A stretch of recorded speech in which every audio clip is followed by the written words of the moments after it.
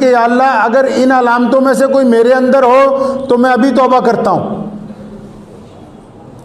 और सुनने वाले भी इस नीयत से सुने कि अगर इन अलामतों में से कोई अलामत हम में पाई जाती है तो हम इसी वक्त तौबा करें, ताकि अल्लाह ताला के नज़दीक हम मुनाफिकत से निकल के मोमिन बंदों के अंदर शुमार हो जाएं। अस्सलामु अलैकुम वरहमतुल्लाहि वबरकातुहू। मुहतरम दोस्तों, आज फिर एक बार आज हम आप लोगों के सामने हज़रत मौलाना उस्मान साहब लुधियानवी शाही इमाम पंजाब का एक बयान पेश करते हैं, जिनके बयान का आज का टॉपिक है कि इंसान को बर्बाद कर देने वाली 3 बड़ी बड़ी अलामतें और निशानी और 3 बड़ी आदतें। आप लोगों से गुजारिश है कि हजरत का ये बयान पूरा समाअत फरमाएं। हमने फरमाया मुनाफिक की 3 अलामतें बड़ी।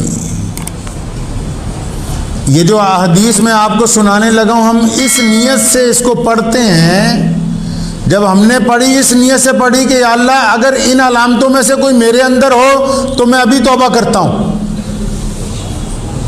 और सुनने वाले भी इस नीयत से सुने कि अगर इन अलामतों में से कोई अलामत हम में पाई जाती है तो हम इसी वक्त तौबा करें, ताकि अल्लाह ताला के नज़दीक हम मुनाफिकत से निकल के मोमिन बंदों के अंदर शुमार हो जाएं। हर बंदे की कोशिश होती है कि मेरा घर पहले सही हो जाए, मेरे अजीज़ व अकारिब सही हो जाएं। इसी तरह मस्जिद का जो इमाम होता है, सिर्फ उसकी ये कोशिश नहीं होती कि मैं अच्छी तरह नमाज पढ़ूं और पढ़ाऊं, उसकी ये कोशिश होती है कि मेरे जो मुक्तदी हैं वो भी, उनकी आखिरत जो है वो भी समझ जाए। तो रसूलुल्लाह फरमाया कि मुनाफिक की 3 अलामतें। अब वो 3 अलामतें कौन सी हैं जी? पहली अलामत ये है, फरमाया कि जब बोलता है झूठ ही बोलता है, सच बोलता ही नहीं है। झूठ से एक बात याद आई, हज़रत सल्लल्लाहु अलैहि वसल्लम के पास एक शख्स आया, उसने आके कहा या रसूलल्लाह मैं 3 बुरे काम करता हूँ, झूठ बोलता हूँ, शराब पीता हूँ, जिना करता हूँ, लेकिन अब जो मैं आपके पास आ गया हूँ तो मैं आपसे वादा करता हूँ एक गुनाह को छोड़ने का। तो आप इन तीनों में से जो पहला छुड़वाना चाहते हैं वो बता दें, पहले मैं वो छोड़ूंगा। मतलब मैं आपको आपके हुक्म मानूंगा, एक एक करके मानूंगा। कुर्बान जाऊं मोहम्मद रसूलुल्लाह सल्लल्लाहु अलैहि वसल्लम से। फरमाया अच्छा फिर ठीक है, आज से आपने झूठ नहीं बोलना है। तो बड़ा खुश हुआ, मन में सोचता है कि मैंने तो समझा था जिना से मना करेंगे, शराब पीने से मना करेंगे, ये तो सबसे छोटे वाला गुनाह कहा कि भाई झूठ नहीं बोलना। आज से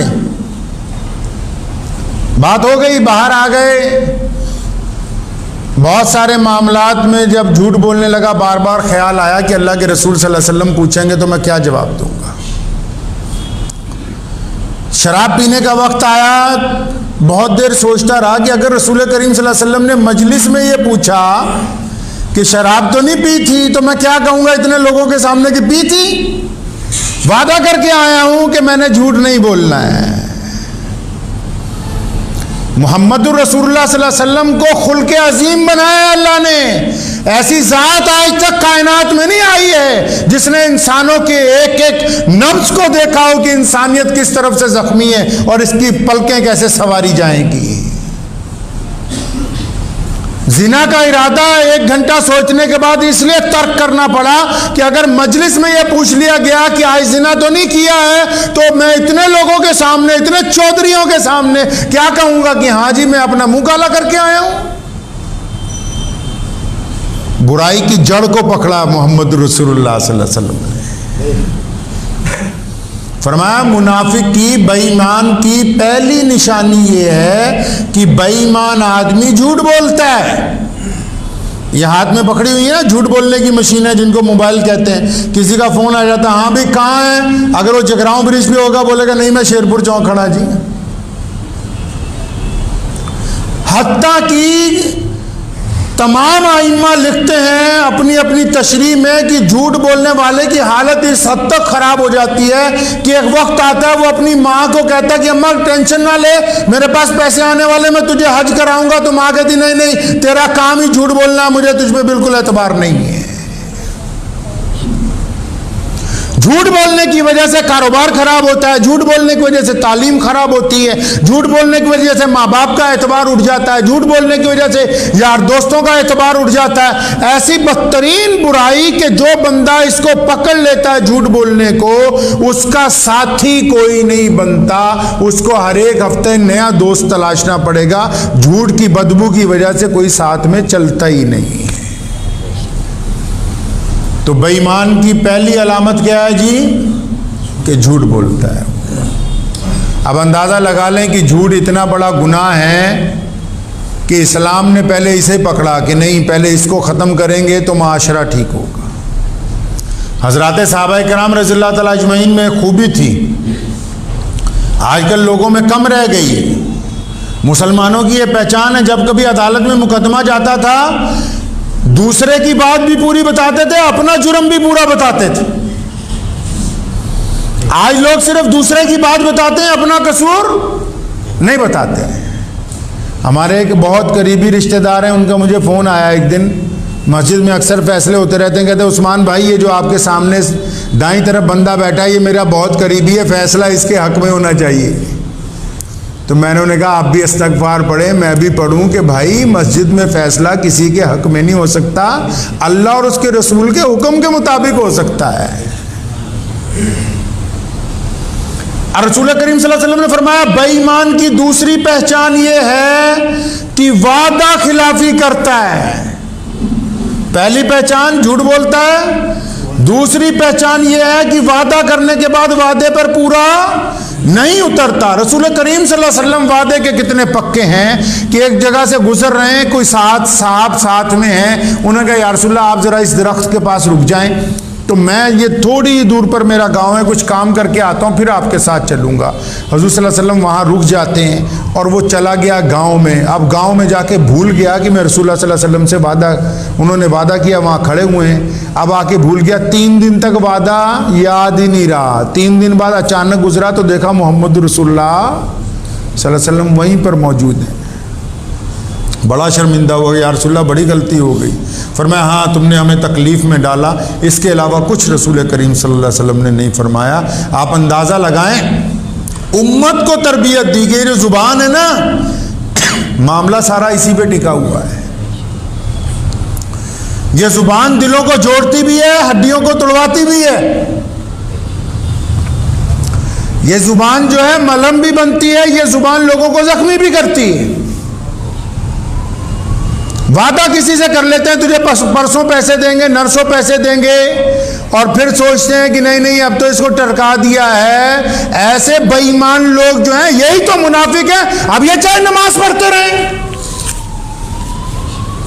जो बंदा वादा इसीलिए कर रहा है कि मैंने पूरा ही नहीं करना, अब ये चारों टाइम नमाजें 5 टाइम मांग रहा है, या अल्लाह कारोबार में बरकत हो जाए, या अल्लाह उधर माल के पैसे लेने वाला आ रहा है उसको टरका रहा है, और साथ में सेलमैन को कह रहा है कोई नहीं 15 दिन बाद फिर इसको 1 हफ्ता और आगे करेंगे। फरमाया बेईमान की दूसरी पहचान ये है कि जो वादा करता है उस वादे पर खरा नहीं उतरता। और मुसलमान की पहचान यह है कि जो मोमिन बंदा किसी से वादा कर ले और फिर पूरी दुनिया उसकी मुखालिफ हो जाए, फिर उसका अपना नुकसान शामिल हो जाए, फिर उसके अपने जिस्म का नुकसान शामिल हो जाए, फिर उसको अपने आप को नुकसान में मुब्तला करना पड़े, लेकिन वो मोहम्मद रसूलुल्लाह के हुक्म के मुताबिक अपने वादे पर खरा उतरता है, वादे से मुकरता नहीं है। अब जो वादा करके बेईमानी करते हैं, फिर नमाज पढ़ते हैं, फिर सोचते हैं भी काम ही नहीं बन रहा। अब उधर तो बता दिया ना भी ये मुनाफिक है। अब मुनाफिक जितनी मर्जी नमाज पढ़ ले,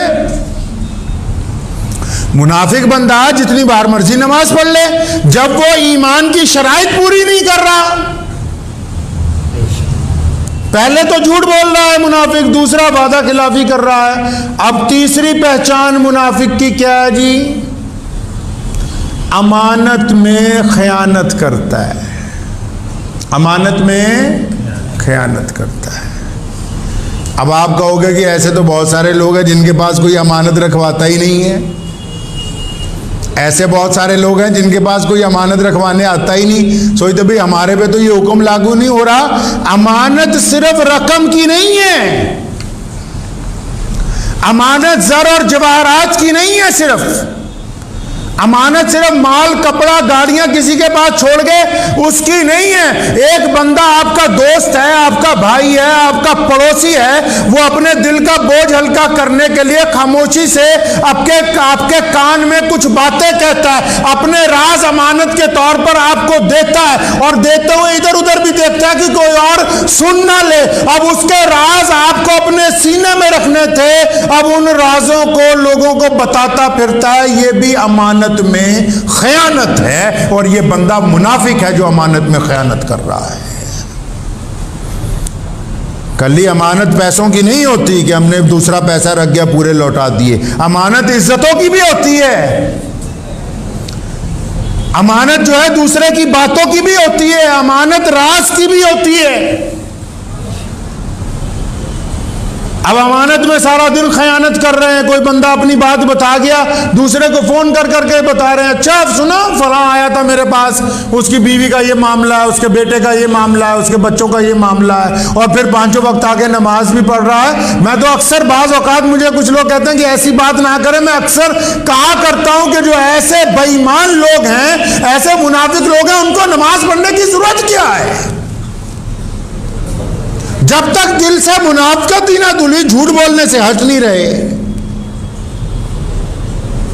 वादा खिलाफी कर रहे हैं, अमानत के अंदर खयानत कर रहे हैं, तो रसूलुल्लाह ने फरमाया ना भाई ये लोग मुनाफिक हैं। मुनाफिकी की और बड़ी पहचान भी एक हदीस में और आया, अभी मुनाफिकी है और भी एक बड़ी पहचान है। वो वाली पहचान कौन सी है? यानी मुनाफिक को जब छेड़ते हो ना, जब कहते हो नसीहत की बात करते हो अलग ले जाके, या मुनाफिक के साथ कोई गुफ्तगू करता है, कोई समझाने की कोशिश करता है, तो मुनाफिक बंदा सही बातों के जवाब में सामने वाले को गाली देता है। ये मुनाफिक की पहचान है। जो बंदा, इस्लाम ने गाली को बहुत बड़ा गुनाह करार दिया, और जो बंदा गुफ्तगू के दरमियान सिर्फ सामने वाले को डराने के लिए, उसको खामोश करने के लिए गाली का इस्तेमाल कर रहा है, तो हदीस ने कहा कि ये पक्का मुनाफिक है, ये ठोस मुनाफिक है, इसके दिल पर मोहर लगी हुई है। इसकी मुनाफिकत की वजह से ही ये दूसरों के साथ गाली के साथ गुफ्तगू कर रहा है। इसलिए अपनी आदतों को पहचानना है। पहचानेंगे जी इंशाअल्लाह। बिल्कुल इत्मीनान से रात को लेटकर एक दिन महीने में ये सोचा करें भी मेरी कौन सी ऐसी आदत है जिसकी वजह से मेरी माँ मुझसे नाराज़ है, मेरे अब्बा मुझसे नाराज़ हैं, मेरी बीवी मुझसे नाराज़ है, मेरा बेटा मुझसे डरता है। कौन सी ऐसी आदत है कि मेरे बच्चे मुझसे घबराते हैं, मेरे मतहत मुझसे घबराते हैं। आप अगर उन आदत को पहचान लेंगे, आप अपनी आदतें आहिस्ता आहिस्ता बदलेंगे, पहली बात ये आएगी कि अल्लाह की तरफ से आपको दिल का सुकून अता होगा। पहली बात, जब दिल में सुकून इत्मीनान आ जाएगा तो आपका जितनी जिस्म के अंदर बीमारियां हैं वो निकलनी शुरू हो जाएंगी, ख़त्म होनी शुरू हो जाएंगी। इस्लाम ने इंसानों की तामीर की है। मैं अक्सर आपको बताया करता हूँ इस्लाम ने क्या किया, हज़ूर सल्लल्लाहु अलैहि वसल्लम की उम्मत ने क्या किया। मोहम्मद रसूलुल्लाह ने, लोग महल बनाते रहे, लोगों ने बड़े बड़े मीनार बनाए, मेरे आका सल्लल्लाहु अलैहि वसल्लम ने इंसानों की तामीर की। तभी तो आज दुनिया में सबसे ज्यादा इंसान कलमा ला इलाहा इल्लल्लाह मोहम्मद रसूलुल्लाह पढ़ने वाले। आपसे बातें करने आया। मस्जिद है ना आपके मोहल्ले में, उसमें असहाबे सुफा का चबूतरा है। कहां गया वो चबूतरा? कौन खा गया उसको? किसने निकल लिया है? कहां गया मस्जिद में से असहाबे सुफा का चबूतरा? अरे भाई चबूतरा नहीं है, कम से कम असहाबे सुफा का एक रजिस्टर तो लगा हो ना, जिसमें ये लिखा हो कि इस मोहल्ले में इतनी बेवाएं रहती हैं, इस मोहल्ले में इतने यतीम रहते हैं, इस मोहल्ले में इतने मोहताज रहते हैं, इस मोहल्ले में इतने दीवाने जिनका दिमाग नहीं चलता, क्योंकि मस्जिद वालों को उनको खाना खिलाना है, मस्जिद वालों को उनको कपड़े पहनाने, मस्जिद वालों को उनके घर की देखभाल करनी है। अब तो हमें पता ही नहीं कि असहाबे सुफा का चबूतरा क्या होता है। हम तो बोले बस 5 टाइम अजान होनी चाहिए, वक्त पे लेट होगी तो मुअज्जिन भी खबर लेंगे, जमात टाइम पे होनी चाहिए, लेट होगी तो मौलवी बदल देंगे। इसके अलावा तो हमारे पास इस्लाम मौजूद ही नहीं है। कहां सामने सुबह का चबूतरा? दुनिया का पहला यतीम खाना, दुनिया का पहला बाइस घर, दुनिया का पहला दीवानों का मरकज, दुनिया का पहला मुसाफिर खाना जो मस्जिद में बना दिया गया। क्यों? क्योंकि नबी अलैहि सलाम की मस्जिद है, गैर मुस्लिम आते हैं। अब तो हम सब लोग ज्यादातर इस्लाम को अपनी मजहब की ऐनक लगा के देखते हैं ना, लेकिन मेरे नबी अलैहिस्सलाम की जो मस्जिद है ना, वहां पर जो गैर मुस्लिम जाते थे, या रसूलुल्लाह आप अल्लाह के नबी? हाँ मैं अल्लाह का नबी हूँ। जी या रसूलुल्लाह हम भूखे, आओ भाई खाना खिलाएंगे। या रसूलुल्लाह आप अल्लाह के नबी है? हाँ अल्लाह के नबी है। या रसूलुल्लाह हमारे पास कपड़े नहीं है, आओ तुमको कपड़े दिए जाएंगे। या रसूलुल्लाह हमने सुना आप अल्लाह के नबी है? हाँ अल्लाह के नबी। या रसूलुल्लाह सवारी नहीं है, हम मुसाफिर हैं, आओ तुमको सफर के लिए सवारी दी जाएगी। या रसूलुल्लाह आप अल्लाह के नबी है? हम बड़ी दूर देश से आपको देखने के लिए आए, कहाँ रुकेंगे? गैर मुस्लिम है, कहाँ रुकेंगे? मस्जिद नबी में बिस्तरे लगा दिए गए, यहाँ पर आराम करो क्योंकि तुम हमारे मेहमान हैं। अब तो हमने मजहब की ऐनक इतनी जबरदस्त लगाई है, एक दूसरे को काफिर बनाने में ज्यादा वक्त निकल रहा है। वो मोहम्मद रसूलुल्लाह गिरते हुए को छाती से लगा रहे हैं, पूछा ही नहीं। सैयदना बिलाल रज़ियल्लाहु ताला अन्हु चक्की चला रहे, रो रहे, फिर मैं चक्की चलाऊंगा तो रो नहीं, तुझे बुखार है आराम कर। पूछा ही नहीं कि तुम मुसलमान नहीं है यार, ये जिसके ऊंट के पैसे अबू जहल से दिलवाए।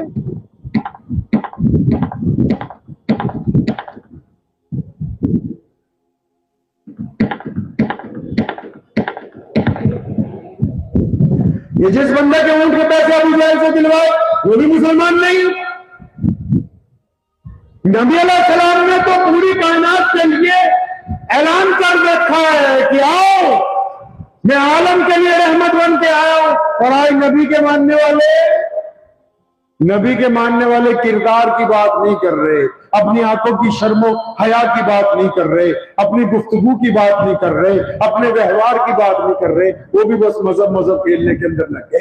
अरे मोहम्मद रसूलुल्लाह ने तुम पर जो जिम्मेदारी डाली है उसके अंदर नफरत नहीं है कहीं पर, या तो उसमें हिम्मत है या मोहब्बत है या जुर्रत है और प्यार है। यही नबी अलैहिस्सलातु वस्सलाम ने हमें सिखाया। आप सल्लल्लाहु अलैहि वसल्लम मस्जिद नबी में बैठे, एक बूढ़ी औरत दरवाजे पे आई। बूढ़ी औरत, उसके कपड़े बड़े कीमती नहीं है, कपड़े कीमती नहीं है उसके। अब नबी अलैहि सलाम ने उसको देखा ना, तेजी से चल के उसकी तरफ गए, अस्सलाम वालेकुम अम्मा जी। अब अम्मा ने भी कंधे पे हाथ रख के पूछा, बेटा कैसा है? नबी अलैहि सलाम की आंखों में आंसू आ गए थे। मैं अम्मा मैं बहुत अच्छा हूं, आप आ गई आज, मुझे बड़ी खुशी हो रही। अब सारे सहाबा हैरान है कि इसको तो हम जानते कोई नहीं है। नबी अलैहि सलाम की अम्मा जी तो बचपन में इंतकाल कर गई, ये कौन खातून है नबी अलैहि सलाम से इस तरह बातें कर रही? नबी अलैहि सलाम ने अपनी रहमत वाली चादर उतारी, चटाई के ऊपर बिछाई, अम्मा यहां बैठो। सब सहाबा हैरान है। किसी ने पीछे से आवाज देके कहा ये मोहम्मद रसूलुल्लाह की अम्मी है, ये दाई हलीमा है। अंदाजा लगाओ मुसलमानों, जिस मां ने पैदा नहीं किया, सिर्फ दूध पिलाए चंद महीने, वो जब मोहम्मद रसूलुल्लाह के दरबार में आई है, कायनात के सबसे बड़े इंसान के दरबार में पहुंची है, तो मोहम्मद रसूलुल्लाह ने अपनी दूध मां का इस तरह एहतराम किया कि पूरी दुनिया को बता दे, नागदा के लोगों को बता दे कि जब माएं बेटों के घर आती हैं तो अपनी सबसे कीमती चीज उनके कदमों के अंदर बिछाती हैं। आप एक खेमे में हैं, एक खेमे में बैठे हुए, बाहर सहाबा मेजे लेके खड़े पहरा दे रहे। एक औरत आई, उसकी उम्र 50-60 साल है, उसने सहाबा के मेजे पकड़े, मैं हट जाओ पीछे, मैं नबी अलैहि सलाम की बहन हूँ। एक साहबी दौड़ते हुए अंदर गए, या रसूलल्लाह बाहर एक लड़की आई है, एक औरत है, उम्र रसीदा है, उसने सहाबा के मेजे हटा दिए, वो कह रही है हमें डांट के, पीछे आते, मैं मोहम्मद सल्लल्लाहु अलैहि वसल्लम की बहन हूँ। नबी अलैहि सलाम हैरान हुए, पर मैं तो सैयदा आमना का अकेला ही बेटा हूँ। नहीं या रसूलल्लाह, वो अपना नाम शीमा बताती। नबी सलाम ने कहा शीमा, नबी सलाम उठ के खड़े और मैं अंदर लाओ, भाई हलीमा की बिटिया, हम दोनों ने एक माँ का दूध पी रखा, वो तो मेरी बहन है, बिल्कुल सगी बहनों की तरह। और शीमा जब अंदर आई है, नबी सलाम ने देखा शीमा बूढ़ी हो गई, फरमाया शीमा अपने पास बिठाया, तू बूढ़ी हो गई, चल मेरे साथ मदीना, तेरे लिए नया घर दूंगा, साथ में खादमाएं दूंगा, नौकर होंगे, खर्चा मेरा होगा, सब कुछ मैं करूंगा, आज से तेरी खिदमत मेरे जिम्मे। शीमा कहने लगी नहीं भाई मोहम्मद, मुझे तो मेरे कबीले वाले लाए, उनके कुछ लोग पकड़े गए, आप अगर छोड़ दे। फरमाया तू आई है, जितनों को छुड़वाना चाहती है छुड़वा ले। जब उनके कैदी रिहा किए गए ना, तो नबी सलाम सहाबा को पूछा करते थे, अबू बकर, उमर, उस्मान, मौला अली और अबू बैदा बिन जर्राह, सैयदना अब्बास को पूछते थे रज़ियल्लाहु अजमईन कि मैं ये काम करने लगा, मशवरा दो। आज बहन आई है, किसी सहाबी को नहीं पूछा, बहन आई है ना, अबू हुरैरा को, किसको, बिलाल हबशी को, किसको, सैयदना अनस को, इधर आओ हमारी बहन आई है, या रसूलल्लाह क्या करना? फरमाया नई सवारियां लाओ, नए कपड़े लाओ, बेहतरीन खाना लाओ, सफर के लिए ज़ादेरा लाओ और इनके आगे पीछे 4 सिपाही लगाओ। या रसूलल्लाह क्या बात? फरमाया मेरी बहन आई है ताकि नागदा के मुसलमानों को, नागदा के हिंदुओं को, नागदा के सिखों को, यहाँ के दलितों को, यहाँ के तमाम इंसानों को ये पैगाम पहुंच जाए कि जब तुम्हारी बहन तुमसे मिलने तुम्हारे घर आए तो फिर बीवी से पूछ के 500 का नोट न निकालना, वो तेरी माँ जाई बहन है, अपनी ताकत के मुताबिक अपनी बहन को दराज कीजिए, वो बहन है तुम्हारी। फिर मशवरे न करने लगना, फिर न पूछना किसी को दाएं बाएं कि इसको क्या देना है क्या नहीं देना। मोहम्मद रसूलुल्लाह ने ये रवाज डाल दिया कि जब बहनें आएंगी तो उनको नवाजा जाएगा। आप मस्जिद में बैठे हुए एक लड़की को सामने सिपाही लेके आए, बड़ी दूर से नबी अलैहिस्सलाम ने महसूस कर लिया कि उसके सर पर दुपट्टा नहीं है, अपनी रहमत वाली चादर उतारी, एक सहाबी को दी, फरमाया दौड़ के जाओ, वो सामने एक बिटिया आ रही, उसके सर पर रख दो। वो बिटिया मामूली नहीं है,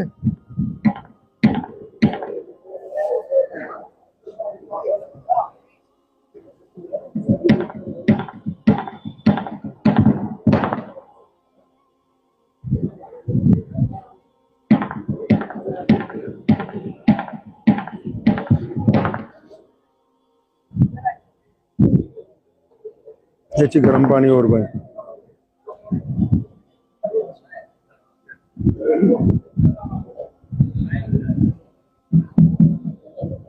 तो आप परेशान न हो। ये माइक इसलिए बंद हो जाता है जब ज्यादा जोर से बोलते हैं तो उसका ओवरलोड हो जाता है, लेकिन आप पॉजिटिव रहिए, इसको बुरा ना सोचिए। ये मोहम्मद रसूलुल्लाह की सुन्नत है। क्या अच्छा सोचना। हमारी बीमारी ये है, हम हर काम में उल्टा सोचते हैं। नबी अलैहिस्सलाम क्या चाहते हैं कि आप हर काम में अच्छा सोचें। तो कहां गुफ्तगू चल रही थी हमारी? हाँ, तो नबी अलैहिस्सलाम ने एक सहाबी को चादर दी, फरमाया वो बिटिया आ रही है, उसके सर पे जाके डाल दो ये चादर। वो सहाबी ने एक मशवरा दिया, बता क्या कहा उन्होंने? या रसूलल्लाह, वो जो बिटिया आ रही है ना, दुश्मन की बेटी, वो अपने सिपाहियों के साथ एक जगह लड़ पड़ी थी हमारी फौज से। यहां थोड़ी जगह भी खाली कर दो, इसको हवा लगने दो, थोड़ी सी जगह खाली कर दो।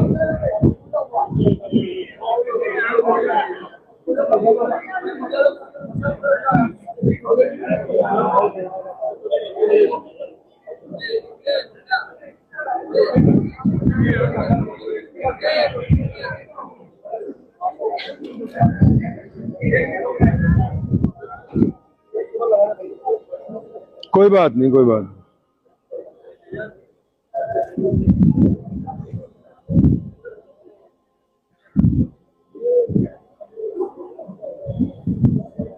पौने 12 हो गए, खत्म करें अब।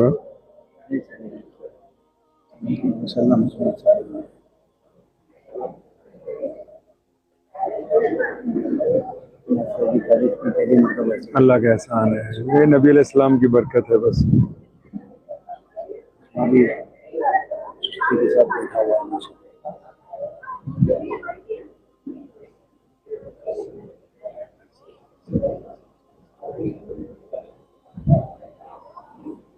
आप बातें ना करें, दुरूद शरीफ पढ़ लें जब तक।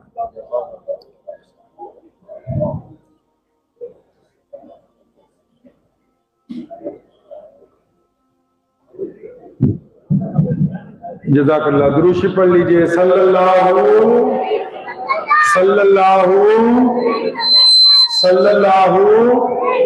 हाँ, तो सहाबी ने कान में कहा, या रसूलुल्लाह सल्लल्लाहु अलैहि वसल्लम, ये आप जो चादर भेज रहे हैं ना अपनी जिसके लिए, वो दुश्मन की बेटी, यानी वो मुसलमान नहीं है वो लड़की। आप जिसके लिए चादर भेजने लगे हैं वो दुश्मन की बेटी है। अब जब उस सहाबी की जुबान से ये बात सभी नबी अलैहिस्सलाम ने सुनी तो आप अलैहिस्सलाम नाराज हुए। क्या कहा पता है? क्या कहा? फरमाया, आज तो तुमने ये बात कह दी है, आइंदा नहीं कहना। क्यों? फरमाया, बेटी सिर्फ बेटी होती है, फिर वो अपनी हो या फिर किसी और की हो, बेटी बेटी होती है। सिर्फ बेटियों को बांटा नहीं जा सकता। बेटी मुसलमान की हो, बेटी हिंदू भाई की हो, बेटी सिख की हो, बेटी दलित की हो, जैनी की हो, बेटी गोरे की हो, बेटी बेटी है, बेटी को नहीं बांट सकते। अब नबी अलैहिस्सलाम ने क्या दिया उसको? चादर दी। किसकी चादर है भाई? अरे चादर किसकी है? नबी अलैहिस्सलाम की। कौन से नबी?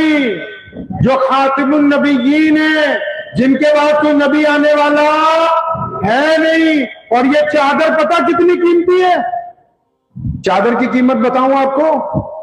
जिस दिन मेराज पे जाना था ना उम्मे हानी के घर, उस कमरे में नबी अलैहिस्सलाम अकेले आराम कर रहे थे, तो जिब्रील आए नबी अलैहिस्सलाम को लेने के लिए।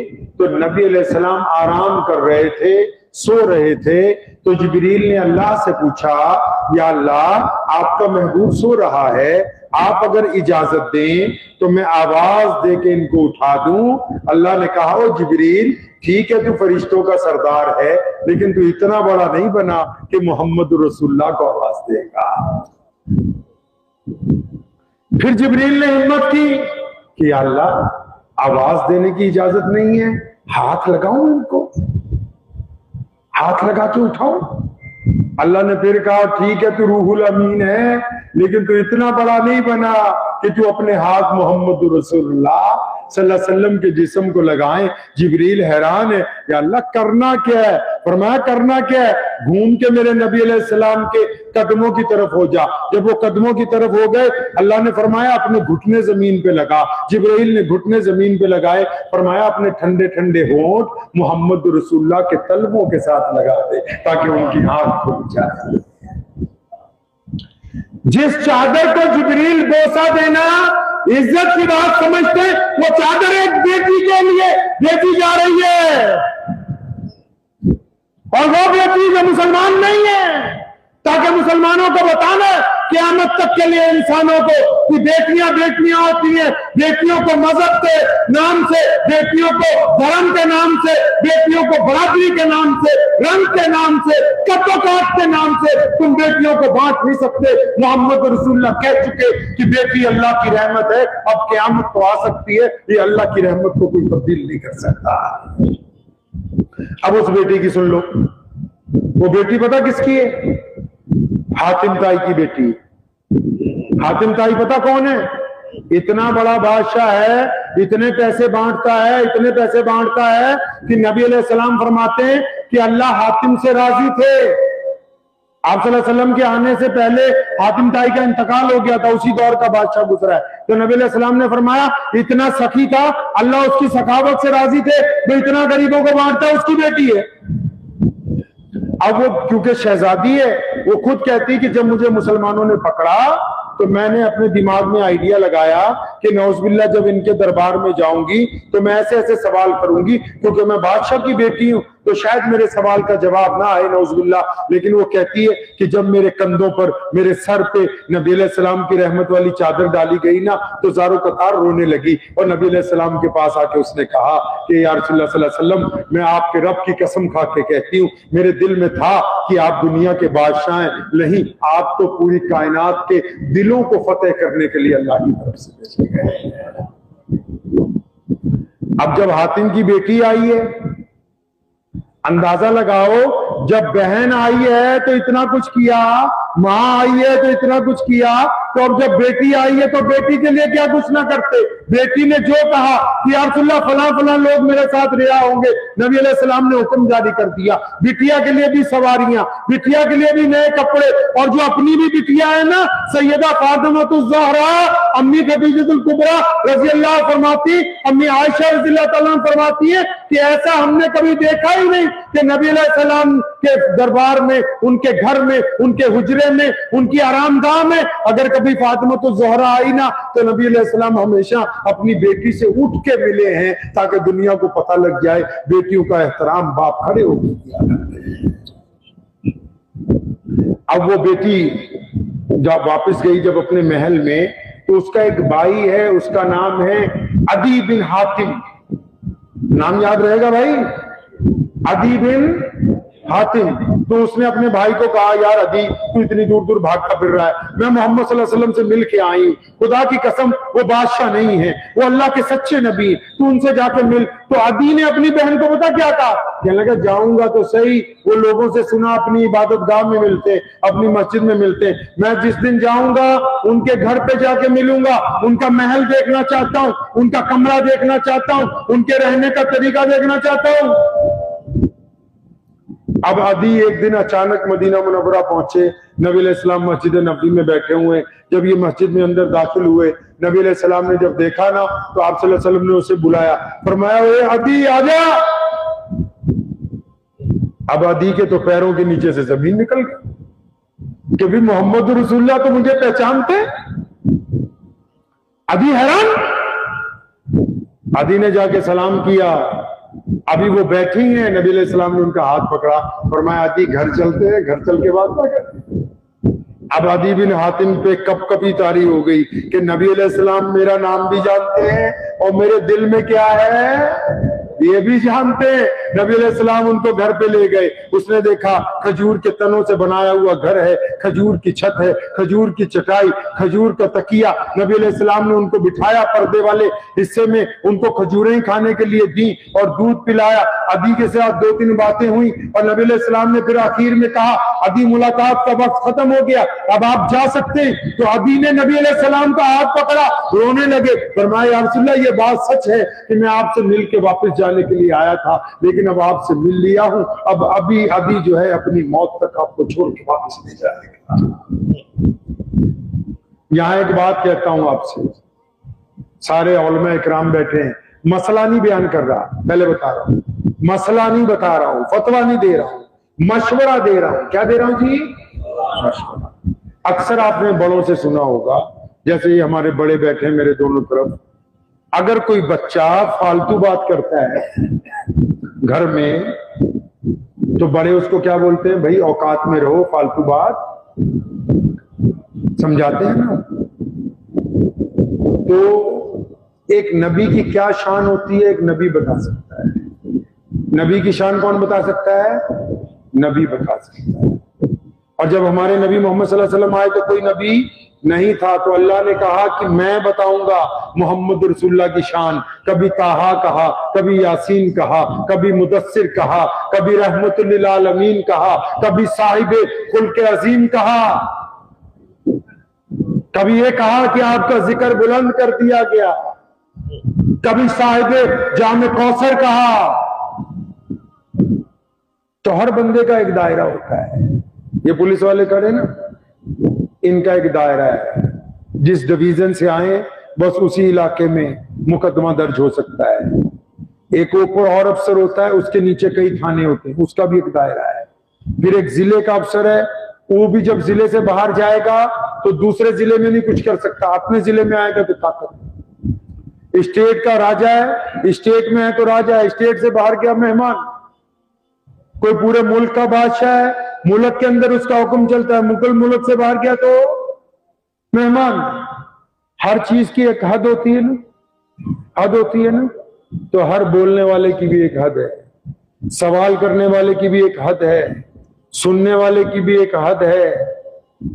नबी अलैहिस्सलाम के पास क्या इल्म था, क्या है, क्या नहीं है, क्या उनकी शान है, वो किस मर्तबे पे हैं, ना तो कोई इसकी हदबंदी कर सकता है, ना कोई इसको बढ़ा सकता है, ना कोई इसको कम कर सकता है।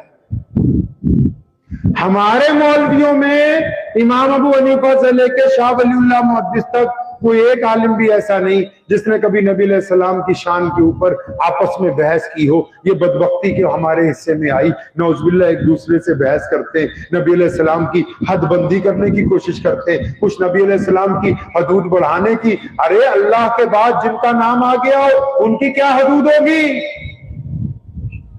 शेख सादी ने शेर लिखे नबी अलैहिस्सलाम की शान में, लिखे दिल नहीं माना, लिखता गया दिल नहीं माना। आखिर शेख सादी ने आखिर में सिर्फ एक बात कही थी, उसने कहा कि बाज अज खुदा, बाज अज खुदा बुजुर्ग तू ही। फरमाया किस्सा मुख्तसर है कि अल्लाह के बाद कौन है भाई, दोबारा अल्लाह के बाद कौन है, मोहम्मदुर रसूलुल्लाह। इसलिए जिनको इस्तिंजा भी नहीं ना ढंग से करना आता नौजुबिल्लाह, वो एक दूसरे से बहस करते फिरते कि नबी के पास इल्म गैब था या नहीं था। तुम्हारी औकात से फाजिल बात है, इताअत करना सीखो, मोहब्बत करना सीखो, वफादारी करना सीखो। नबी अलैहिस्सलाम की शान की हदबंदी करने की कोशिश करना चाहिए। ये उनका दर्जा है, अल्लाह ने दिया है, ये वही जानते हैं। और आपको अभी पता ही क्या है कि इस्लाम कहता क्या है। अभी देखो इतने लोग बैठे हैं, आपको पता है कि नमाज क्यों पढ़ते हैं। चलो तुम्हारा ऑपरेशन कर लेते थोड़ा सा। आप लोग इतने लोग बैठे हुए, आपको पता है नमाज क्यों पढ़ते हैं। ये सिद्दीक बोलता है फर्ज, आप बताओ जी। अल्लाह राजी हो जाए। आप जी डरो नहीं, बाकी भी तुम जैसे ही हैं सारे, आंखों की ठंडक है। लेकिन आपको बताऊं, ना ये सही बोल रहा है, ना वो सही बोल रहा है, ना वो सही बोल रहे हैं। मैंने पूछा नमाज क्यों पढ़ते हैं। एक बात अब सुनो, अभी ये भी नहीं वहां पहुंचे, तुम भी नहीं पहुंचे। आपको मोबाइल कंपनी का चाहिए, किसका चाहिए, किसका चाहिए मोबाइल। देसी मोबाइल खरीदते हो। हमारे पंजाब में कई गांव में ना देसी जुगाड़ का रेड़ा चलता है। मतलब एक इंजन रखते हैं, 4 टायर लगाते हैं, 2 गार्डर रख के, उसको हम जुगाड़ बोलते हैं। तो आप कभी अपने घर के लिए जुगाड़ खरीदने गए, बोले या तो मारुति की कार चाहिए, या टोयोटा की चाहिए, ऑडी की चाहिए, है जी। बोले देसी जुगाड़ नहीं चाहिए। एसी खरीदना हो तो अभी अगर यहां कोई नागदा में बोले कि मैं अपने घर में देसी एसी तैयार कर रहा हूं, तो बोलोगे नहीं यार, इस देसी एसी पे 20,000 नहीं खराब करेंगे, हम कंपनी का 50,000 का लाएंगे। सही है नहीं, वो भी छोड़ो। अगर आपका बच्चा बीमार हो जाए तो आप बोलते हो, उसकी मां बोलती है, दादी बोलती है, अच्छे डॉक्टर को दिखाना है, एमडी को दिखाना है, एमबीबीएस डॉक्टर को। बोले मोहल्ले वाले डॉक्टर को नहीं, ये बीमारी बड़ी लग रही है, अच्छे डॉक्टर को दिखाओ। तो आपको मोबाइल भी कंपनी का चाहिए, डॉक्टर भी एमबीबीएस चाहिए, घर में एसी भी कंपनी का, फ्रिज भी कंपनी का, और दीन इस्लाम केला बेचने वाला भी फतवा दे रहा है। डॉक्टर भी अपने आप को शेखुल हदीस बता रहा है। इंजीनियर कहता है मैं ही मुफ्ती बन गया हूं, और मस्जिद का प्रधान बोलता है मुझको तो शेखुल हदीस के बराबर समझो। ट्रस्टी कहते हैं कि हमें तो कम से कम मौलवी तो समझ ही लो। जिसको इस्तिंजा भी नहीं करना आता। मतलब ये कि आप दीन जो है क्वालिटी का नहीं चाहते। आपसे मैं पूछ रहा हूं नमाज क्यों पढ़नी, आपको इतनी सी बात नहीं पता। क्यों? क्योंकि ये जो ब्रांड मेरे पास इस वक्त मौजूद है, आप अपने ब्रांड के पास दीन सीखने के लिए नहीं जाते हैं, आप एक दूसरे की मुखालफत करने के लिए ब्रांड के पास जाते हैं। एक दफा मुझे कलम मिला हुकूमत में वक्फ बोर्ड का, तो मैंने मौलवियों की फाइल मंगाई। पता लगा कि मुफ्ती की तनख्वाह 12,000 है, आलिम की 1000 है, हाफिज की 7500 है।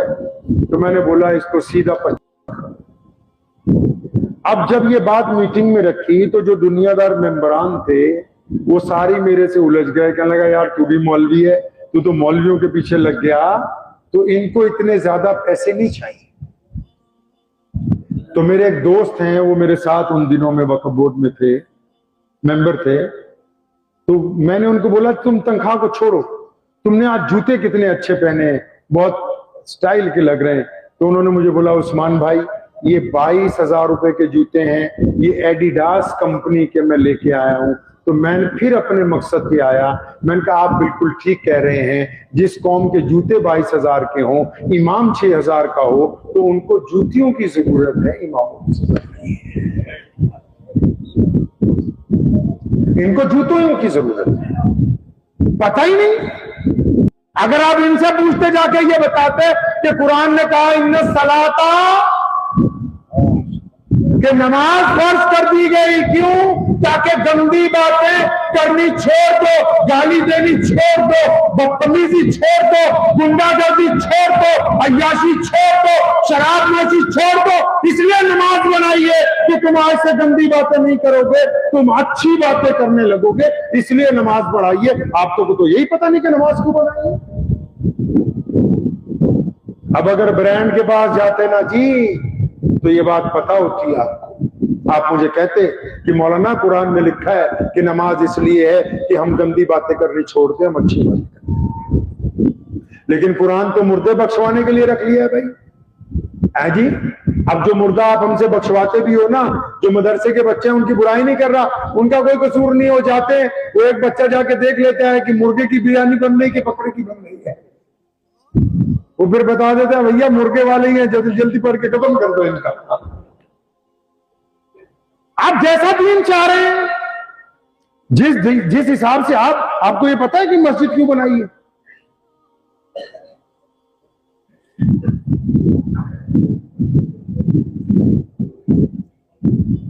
अंदाजा लगाओ हम उस दीन को कहां छोड़ाए जो नबी अलैहिस्सलाम ने अता किया।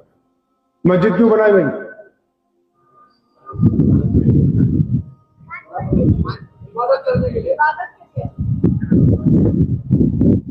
3-4 हो गए। और इनसे पूछते कि मौलाना नबी अलैहिस्सलाम ने मस्जिद क्यों बनाई, या रसूलुल्लाह सल्लल्लाहु अलैहि वसल्लम मस्जिद क्यों बनाई? तो ये उलमा आपको हदीस पढ़ के बताते कि नबी अलैहिस्सलाम ने मस्जिद बनाई है वो इसलिए। आप कहते हैं नमाज के लिए, मैं कहता हूँ नमाज के लिए नहीं बनाई। नमाज फजर, जोहर, असर, मगरिब, इशा घर में भी पढ़ सकते थे, लेकिन मस्जिद इसलिए बनाई ताकि नबी अलैहिस्सलाम ने फरमाया जमात के साथ नमाज। फिर पूछते हैं या रसूलुल्लाह सल्लल्लाहु अलैहि वसल्लम जमात से नमाज कैसे पढ़नी? अल्लाह के नबी फरमाते कंधे से कंधा जोड़ के पढ़नी है। पूछा या रसूलुल्लाह सल्लल्लाहु अलैहि वसल्लम कंधे से कंधा जोड़ने से क्या होगा? फरमाया तुम्हारे दिल आपस में। फजर में अब्दुर्रहमान नहीं आया, जोहर में नहीं आया, असर में नहीं आया, मगरिब में नहीं आया, तो ईशा में अब्दुर्रहमान के नमाजी दोस्त पूछते मौलाना आज अब्दुर्रहमान नहीं आया, चलो उसके घर चलते हैं, अगर दुख दर्द में होगा दुख दर्द बांटेंगे, परेशानी में होगा परेशानी बांटेंगे, मुसीबत में होगा मुसीबत बांटेंगे। तो मस्जिद तो इसलिए बनाई थी कि एक खूबसूरत सामाजिक व्यवस्था वहां से जन्म लेगी। वो इकट्ठे होकर जो लोग नमाज पढ़ेंगे वो अल्लाह की रहमत बन जाएंगे। जो इकट्ठे होकर नमाज पढ़ेंगे उनके दिल आपस में मिल जाएंगे। जो इकट्ठे होकर नमाज पढ़ेंगे वो भाइयों की तरह मोहब्बत करेंगे। अब तो मस्जिद में हम लोग एक दूसरे से लड़ रहे हैं, इसका मतलब मस्जिद में दरो दीवार तो है, मस्जिद अपने हुक्म के ऊपर। सिर्फ मस्जिद इसलिए नहीं बनाई कि पंजगाना नमाज पढ़ने की इसलिए बनाई क्योंकि मेरे नबी अलैहिस्सलाम की मस्जिद में लोग खाना मांगने आते थे, खाना मिलता था, लोग कपड़े मांगने आते थे, कपड़े मिलते थे, लोग सवारी मांगने आते थे, सवारी मिलती थी, लोग रात गुजारने आते थे, रात गुजारने का इंतजाम किया जाता था। मस्जिद इसलिए बना दी थी कि एक माँ की तरह ये अपने आस पड़ोस का ख्याल रखेगी, एक माँ की तरह सब बच्चों को बराबरी का दर्जा देगी। हमारी मस्जिद में तो कोई इंतजाम ही नहीं है। अगर कोई मुसलमान आ जाए, कोई गैर मुस्लिम आ जाए, अपना दुख रखे, तकलीफ रखे, बोले ये तो नमाज पढ़ने की जगह है, यहां तुम्हारी सुनने वाला कोई नहीं। आपको सिर्फ नमाज पढ़ने के लिए भेजा। नमाज इसलिए फर्ज की है कि तुम नमाज की ताकत से अच्छे बन जाओ, नमाज की ताकत से मोहब्बत बिछेड़ो, नमाज की ताकत से किरदार हो, इखलाक हो। अब तो ना वो नमाज बाकी है, ना वो मस्जिद बाकी है। आपको पता है कि ज़कात कैसे बांटते हैं? अरे आपको पता है ज़कात कैसे बांटते हैं? भाई आपको पता है? मैंने अपने साथियों से कहा, जब हम वहां से चले तब भी मैं इनको कह रहा था, मैंने कहा हमको ये भी पूछना चाहिए सीरत के अंदर जाके, क्या मेहमान के ऊपर फूल फेंकने चाहिए? क्या फजूल खर्ची करनी चाहिए?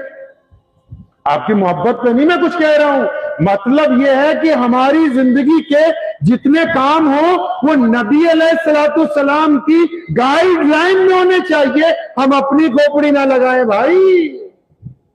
मस्जिद में अपनी खोपड़ी लगा रहे हैं, एसी होना चाहिए, कालीन होने चाहिए। नबी अलैहिस्सलाम से भी पूछ लें, या रसूलल्लाह मस्जिद में क्या चाहिए? उन्होंने खुशी का इजहार किया रोशनी करने पे कि मस्जिद में रोशनी कर दी। एक साहबी ने खुशी का इजहार किया, मस्जिद की सफाई सुथराई पर खुशी का इजहार किया। लेकिन मस्जिद में सैयदना उस्मान रज़ियल्लाहु ताला अन्हु की तरफ से गरीबों को खाना खिलाने पर ज्यादा खुशी का इजहार किया,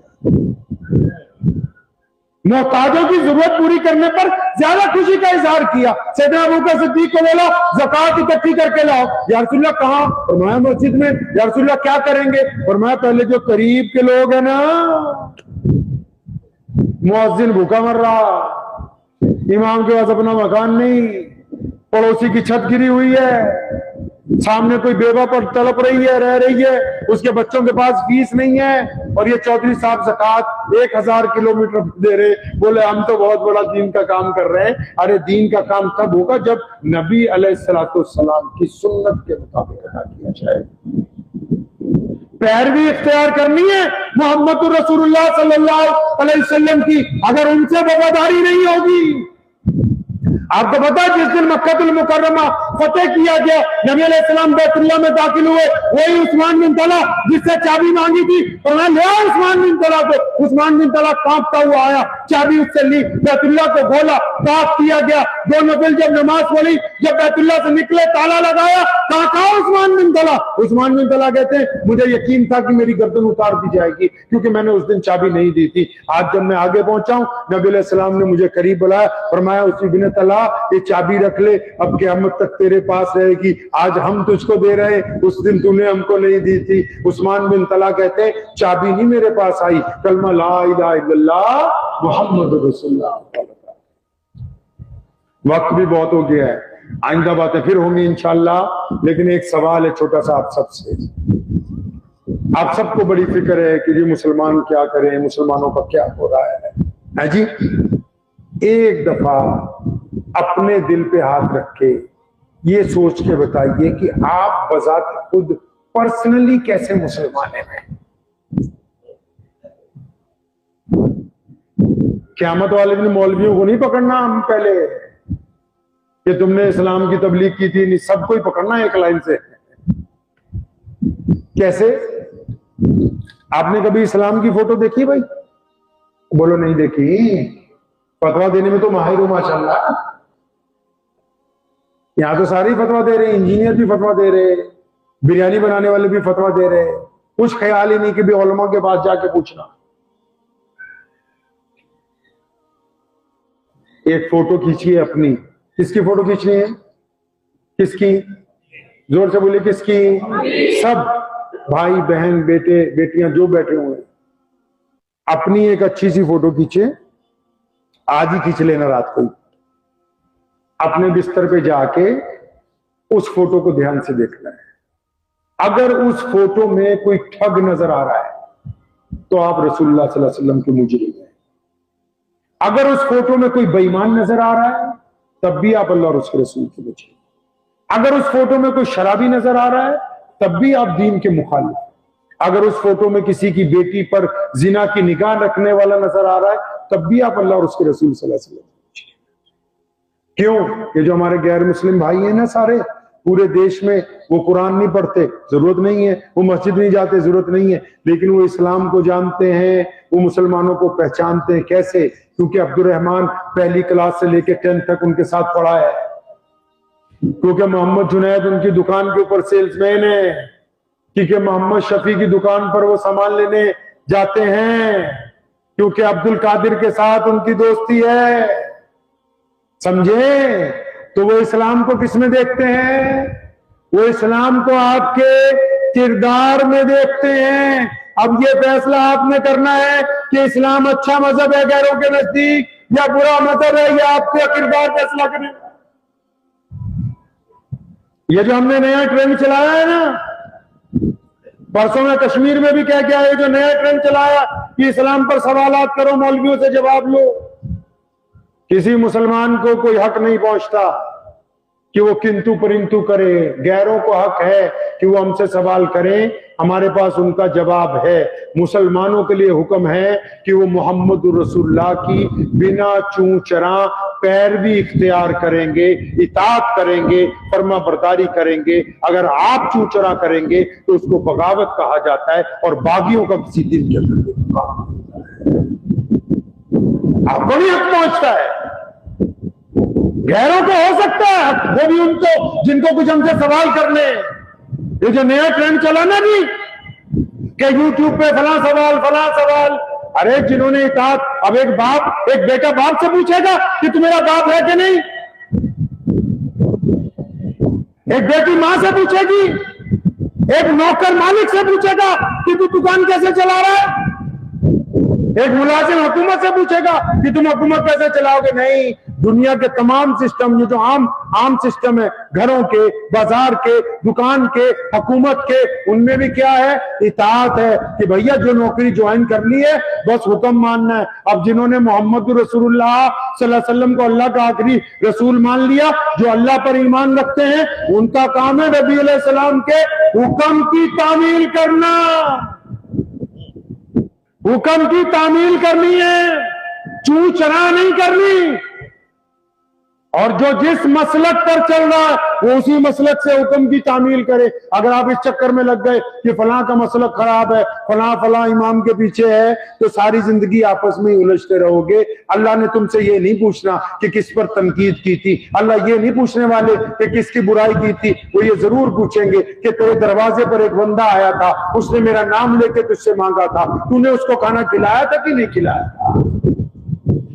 मुअज्जिन ने तुझे पुकारा था, तूने नमाज पढ़ी थी नहीं पढ़ी थी? हमने तुझको बिटिया दी थी तेरे घर में, तूने उसका एहतराम किया था ना किया था? हमने तेरे घर में तुझे माँ और बाप दिए, एक तो जन्नत बनाया, दूसरे को जन्नत का दरवाजा बनाया, क्या तुमने उनका इकराम किया कि नहीं किया? और फिर ये भी पूछ लेंगे कि हमने तुझे एक बीवी दी थी, और उस बीवी को पूछेंगे तुझे शौहर दिया था। कौन सा रिश्ता है ये मियां बीवी का कौन सा रिश्ता है?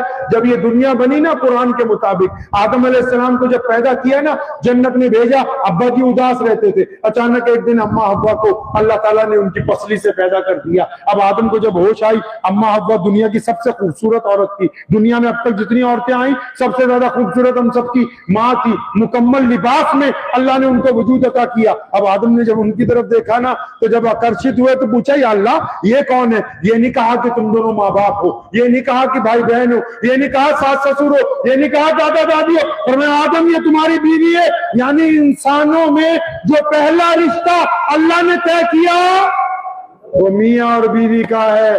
इतना प्यारा रिश्ता जिसको अल्लाह ने सबसे पहले इंसानों के अंदर पसंद किया हो, तुम जो उस रिश्ते को तोड़ने की कोशिश करते हो। जो लोग इस रिश्ते को तोड़ने के लिए जाते हैं वो कोई अच्छे मर्द नहीं कहलाते हैं। मर्द की सिफत ये होती, जब मौलवी पूछता है ना कबूल है, मौला जी कबूल है, दूसरी दफा कबूल है तो कबूल है, तीसरी दफा हम जैसा मौलवी कहता है भागना तो भाग ले, फिर पूछ रहा हूँ कबूल है, बोला कबूल है। अब जब 3 दफा कह दिया, अब तूफान आए, आंधी आए, बीमारी आए, भूख आए, परेशानी आए, दुख आए, मुसीबत आए, दुनिया इधर से उधर हो जाए, अगर अल्लाह के हुजूर वादा कर लिया है तो उस वादे को निभाना ही सबसे बड़ी मर्दानगी है। कोई बहुत बड़ा अगर उज़र हो जाए, बहुत सारे लोग उसमें शामिल हो जाएं, तो उस मजबूरी को तो देख सकते हैं, लेकिन नबी ने यहां भी फरमाया कि तलाक हलाल तो है लेकिन अल्लाह और उसके रसूल को पसंद नहीं है। तो वादा करें इंशाअल्लाह। किस बात का वादा करना है बताएं? कि भाई दूसरों पर किंतु परंतु नहीं करेंगे, पहले खुद अच्छे इंसान बनेंगे इंशाअल्लाह। नबी अलैहिस्सलाम की सबसे प्यारी सुन्नत बता दूं आपको। सबसे प्यारी सुन्नत पता क्या है? वो 24 घंटे पॉजिटिव रहते थे, मुस्बत रहते थे। नबी अलैहिस्सलाम ने फरमाया बदगुमानी कुफर है, कभी अपने जहन में बुरा ख्याल नहीं लाना। और हम क्यों मार खा रहे हैं? किसी ने फोन नहीं उठाया, हम फौरन कहते हैं जानबूझ के नहीं उठाया। अगला इस्तिंजे में फंसा हुआ हो, तुम कह रहे हो जानबूझ के नहीं उठाया। कोई अचानक निकल गया, हम कहते जानबूझ के नहीं देखा। गलत अंदाजे लगाना कुफर है, किसी के लिए भी हो। हम में और गैरों में गलत फहमी क्यों बढ़ गई? क्योंकि हम सारे के सारे फेसबुक व्हाट्सएप पे हो गए। मुल्क देखो कितना खूबसूरत है, यही नागदा देखो। आज जब हम आए, अभी महतपुर में थे, कितने हिंदू सिख भाइयों की दुकानों के आगे से निकले, उन्होंने हमें सलाम किया, हमने उनको सलाम किया। वो हमारी तरफ मुस्कुरा के देख रहे थे, हम उनकी तरफ मुस्कुरा के देख रहे थे। अगर व्हाट्सएप पे जाओगे उसमें तो नफरत भरी हुई है, फेसबुक पे जाओगे नफरत भरी हुई है। अगर किसी दुकान पे जाओगे तो एक हिंदू भाई की दुकान पर एक मुसलमान भी, एक सिख भी, एक जैनी भी, एक बौद्धी भी इकट्ठे होकर जलेबियां खरीद रहे हैं और मिठाइयां खा रहे हैं। अगर जमीन पर चलोगे तो हकीकत सामने आएगी, अगर झूठ का मोबाइल लेके चलोगे फिर हकीकत की दुनिया से बाहर निकलने वाले। मौलाना ने कहा ना कि तुम्हारा इमाम अभी मस्जिद में इमाम जिंदा है, तुम मसले यूट्यूब के ऊपर जाके पूछ रहा है।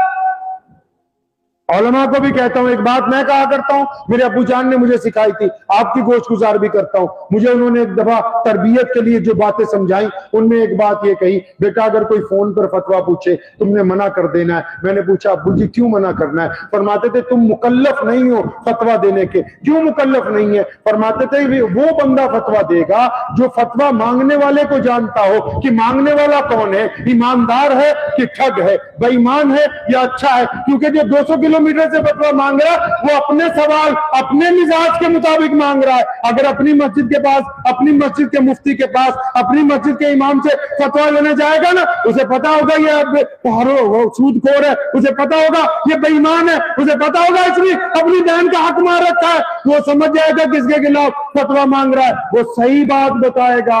जो 200 किलोमीटर से मांग रहा है वो अपने मिजाज के मुताबिक दीन को चलाना चाहता है। तो पहले हमको क्या करना है? अपनी ज़हनियत को पॉजिटिव करना है। करेंगे इंशाअल्लाह, करेंगे इंशाअल्लाह। और कहां से दीन शुरू करना है भाई? दीन कहां से शुरू करना है? अपने घर से। कहां से? जोर से, कहां से शुरू करना है? अपने घर से। अच्छा, घर में कहां से शुरू करोगे? अम्मी से कि अब्बू से? भाई तुम बताओ यार, किससे शुरू करें? अम्मी से दीन शुरू करेंगे, अब्बू से शुरू करें? अब्बू से। मैं एक जगह एक जलसे में गया, सुनो तो सही। तो मैंने उनको बोला भाई तुम्हारे घर में एक बंदा बहुत खराब है। तो ऐसे ही सामने एक लड़का बैठा, मैं तू बता कौन खराब है? कहता मेरा अब्बू बहुत खराब है। अच्छा, एक जगह और जाना हुआ, हमारे यहाँ राजपुरा एक जगह है पंजाब में, तो वहां तो हम लोग पंजाबी में बातें करते हैं। तो मैंने कहा भाई घर से तबलीग शुरू करनी है। तो आगे एक नौजवान बैठा था बिल्कुल सूटेड बूटेड। तो मैं कहा तू दसो कितों शुरू करिए? अच्छा, उसकी नई नई शादी हुई थी, कहता जी अपनी बीवी तो शुरू करूंगा। अब मैंने ऐसे तो उसको कहा कि तू खुद भी पिटेगा, हमें भी पिटवाएगा साहब। एक बंदे की शादी होगी बड़े अमीर घर में, बहुत अमीर घर में शादी हुई। हर उमर रज़ी अल्लाह तआला अन्हु खलीफा थे। अब वो इतने अमीर घर में शादी हुई कि उसकी बीवी रोज उसको डांट देती थी। तो तंग आ गया। एक दिन अपनी बीवी को कहने लगा, मैं तेरी शिकायत मुसलमानों के खलीफा से करूंगा जाके। ऊंट उठाया, मदीने की तरफ चल पड़ा। करीब की किसी बस्ती में होगा। जब मदीना मुनव्वरा पहुंचा, दोपहर का टाइम था, दोपहर को तो मुलाकात होती नहीं। अब मस्जिद नबी में गया, हज़रत उमर रज़ियल्लाहु अन्हु ने पीए को पूछा, खलीफा कहाँ है? बोले घर चले गए। तो कब मिलेंगे? बोले शाम को। बोले टाइम नहीं है, घर बताओ कहाँ है? कहते घर फला मोहल्ले में। अब वो घर पहुंच के जब उसने दरवाजा खटखटाया तो हजरत उमर रज़ियल्लाहु ताला अन्हु को उसने आवाज दी कि या अमीरुल मोमिनीन। तो अंदर से हजरत उमर की बीवी की आवाज सुनाई दी उसको। वो हजरत उमर को कह रही है, ये पतंदर पीछे ही आ गए, तुझे कोई काम नहीं सिवाय इनके, 24 घंटे इनकी नौकरी करता रहता है। तो क्यों आया मस्जिद से? नहीं रहता। अब ये बड़ा परेशान हुआ कि मैं तो अपनी बीवी की शिकायत करने आया था या खलीफा साहब को डांट पड़ा। अब हज़रत उमर रज़ियल्लाहु अन्हु मुस्कुराए। अल्लाह के नबी सल्लल्लाहु अलैहि वसल्लम के पसंदीदा सहाबी है ना। 1,24,000 सहाबी नबी अलैहि सलाम के मुरीद हैं। अकेले उमर बिन खत्ताब नबी अलैहि सलाम की मुराद हैं, अल्लाह से मांग के लिया है। 1,24,000 मुरीद, अकेले उमर बिन खत्ताब अल्लाह की मुराद है, रसूलुल्लाह की। अब अपनी बीवियों को कहा, वो भी सहाबिया थी, नबी अलैहिस्सलाम की चहेती सहाबी है। और मैं अच्छा मुझे सुन तो लेने दे। और मैं हाँ जा सुन ले। अब जब हज़रत उमर बाहर निकले, दरवाजा खोला तो बंदा वापस जा रहा भागता हुआ। अब उसको आवाज दियो, भाई रुक जा, बता क्या बात है। वो पता क्या कहता, दूर से क्या कहता है? कहने लगा, मेरे हालात तेरे से अच्छे। मतलब मेहमानों के सामने तो कम से कम। तो हज़रत उमर रज़ियल्लाहु अन्हु ने उसे बुलाया, इधर आ। करीब आया, कंधे पकड़े, फरमाया बेटा ये जो बीवी होती है ना, ये अपने सारे खानदान को छोड़ के आती है तेरे पास। ना इसकी माँ साथ में है, ना इसका बाप, ना इसका भाई, ना बचपन की सहेलियां, ना करीब के पड़ोसी, ये सबको छोड़ के अकेली आई है तेरे साथ। इसके पास इस खानदान में कुल अकेला तू ही बचा है, जिसको अपना दुख भी सुनाना है, दर्द भी सुनाना है, लड़ना भी है, सुलह भी करनी है, मोहब्बत भी करनी है। और ये तेरी गैर मौजूदगी में तेरे बिस्तर की हिफाजत करती है, और तेरी गैर मौजूदगी में तेरे माँ बाप की खिदमत करती है, तेरी गैर मौजूदगी के अंदर तेरे बच्चों की परवरिश करती है। अगर ये कुछ लफ्ज नाराजगी के इजहार भी कर दे और तू उसको जब्त कर ले, तो फिर अल्लाह तबारक व तआला इसका भी तुझे बेहतरीन अजर अता फरमाएगा। अब ये किस्सा ना जब मैंने एक जगह तकरीर में सुनाया, तो हमारे यहाँ एक डॉक्टर साहब हैं, आजकल बीमार हैं, दुआ करें अल्लाह उनको शिफा अता फरमाए। तो उनकी बीवी ने उसे कहा कि देखो मौलाना साहब औरतों के हक की बात करते हैं, अब तो तुम मेरी डांट सुनते रहा करो। अब उन्होंने मुझे जब ये बात बताई तो मैंने एक और तकरीर में उनका नाम ले दिया। अब वो लाइव सुन रहे थे तो उसने फिर उनको पकड़ लिया कि तूने क्या मेरा नाम कैसे बता दिया सबको। तो ये बात आपको इसलिए सुनाई कि घर में तरबियत एक बंदे से शुरू करनी है। वो बंदा कोई और नहीं है, वो आप खुद है। जो मेरी बहनें माएं सुन रही हैं वो भी सुन लें, वो कोई और नहीं, आप खुद हैं। आप चाहेंगे तो घर का माहौल अच्छा हो जाएगा, आप चाहेंगे तो तलखी नहीं होगी, आप चाहेंगे तो लड़ाई नहीं होगी, आप जब्त अगर करेंगे तो नाराजगियां दूर हो जाएंगी, आप हिम्मत और सब्र का अगर मुजाहरा करेंगे तो दिलों के अंदर से हसद और नफरत खत्म हो जाएगी। अभी आपकी मर्जी, आपने घर को जन्नत बनाना है कि जहन्नुम बनाना है। हाँ, फिर जब आप घर अच्छा कर लेंगे ना, अच्छा बंदा कौन है? जो घर में अच्छा है। अच्छा कौन है भाई? जो घर में अच्छा है। तो अच्छे बनेंगे इंशाअल्लाह। तो दुआ कीजिए अल्लाह ताला मुझे भी और आप सबको इन बातों पे अमल की तौफीक अता फरमाए। व आखिरु दावाना अनिल हम्दुलिल्लाहि रब्बिल आलमीन। मोहतरम दोस्तों, उम्मीद की जाती है कि हज़रत शाही इमाम पंजाब हज़रत मौलाना उस्मान साहब लुधियानवी साहब का ये बयान आप लोगों को पसंद आया होगा। इसी तरह के बयान सुनने के लिए इस वीडियो को लाइक करके चैनल को सब्सक्राइब करना न भूलें।